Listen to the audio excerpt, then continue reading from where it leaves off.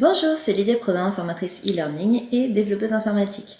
Aujourd'hui, c'est le challenge numéro 4. Alors, tout d'abord, il vous reste jusque quelques heures avant la fin de la promotion pour les 2 formations Excel où je vous offre moins 50% de réduction. Il y a tout ce qu'il faut dans la description de la vidéo, les liens et le code promo à utiliser. Donc ça, c'est jusqu'à 20h aujourd'hui. Ensuite, je vous avais parlé, j'allais recevoir mon nouveau micro. Donc ça y est, il est là. C'est le Blue Yeti Nano, donc le petit. Alors au début, j'ai cru que ça allait être un retour à l'envoyeur parce que j'ai passé 1 heure à essayer de le paramétrer. En fait, on entendait en permanence, donc autant rester avec le micro que j'avais. Mais je crois que c'était à cause de la hauteur sous plafond et que ça faisait de la résonance. Et en fait, non, j'ai suivi un tuto sur YouTube. Et avec Voicemeeter, tout était réglé. Et là, c'est nickel. Bon, alors ça fait pas non plus qualité studio. Hein. Je suis chez moi, je suis pas dans un studio d'enregistrement. Mais c'est déjà ça.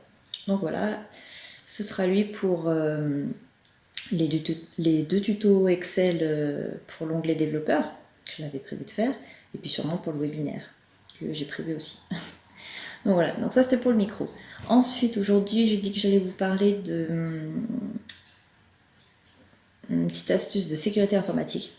C'est que souvent les gens, ils reçoivent alors soit c'est une page qui s'ouvre, soit c'est une pop-up qui leur dit, par exemple, votre ordinateur est infecté, appelez tel numéro. Donc ça, c'est des arnaques au faux support.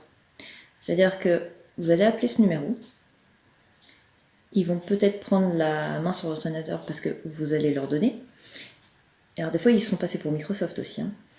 Et ils vont vous demander peut-être par exemple 200 € pour dépanner votre ordinateur, alors qu'il n'a rien. Donc voilà. Faites toujours attention. Donc on dit par exemple les fichiers, les liens, les programmes, quand ça vient d'un inconnu, c'est comme les bonbons, on ne les accepte pas.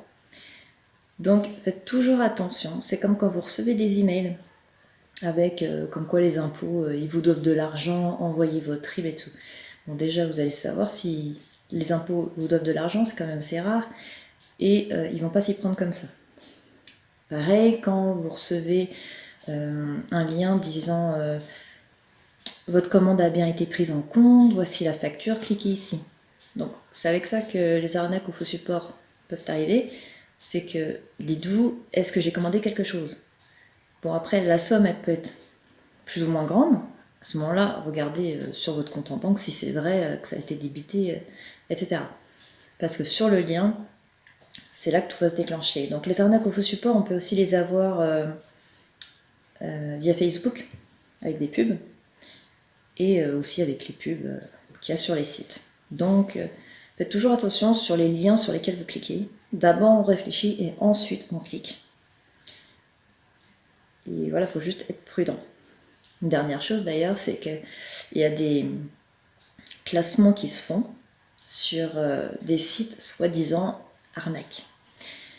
C'est pas les sites eux-mêmes qui sont des arnaques, parce que, alors je sais pas, la personne elle a trouvé ce palmarès où, mais elle disait que PayPal c'est de l'arnaque. Microsoft aussi c'est de l'arnaque. Alors déjà, c'est un peu grâce à Microsoft que je travaille actuellement quand même, et PayPal, je reçois des paiements de PayPal, il n'y a pas de souci. Le problème il est où? C'est quand des pirates se font passer pour Microsoft ou se font passer pour PayPal. Et ils vous disent cliquez sur ces liens ou on vous doit de l'argent, cliquez sur ce lien, etc. C'est pas PayPal ou Microsoft qui sont des arnaques. Donc voilà, faut faire attention. Déjà, faut comprendre pourquoi c'est de l'arnaque, parce que généralement, donc c'est pas eux les arnaques, avant de colporter ces idées. Donc voilà. Donc c'est tout ce que je voulais vous dire pour aujourd'hui. Donc n'oubliez pas pour la promotion si ça vous intéresse.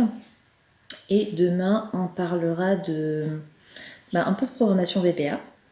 Donc déjà, en commentaire, dites-moi si vous avez l'habitude d'utiliser la programmation VBA, donc que ce soit Access, Excel, Word, PowerPoint, puisque de toute façon, le VBA, c'est le langage de programmation de Microsoft, donc il y en a sur tous ces logiciels.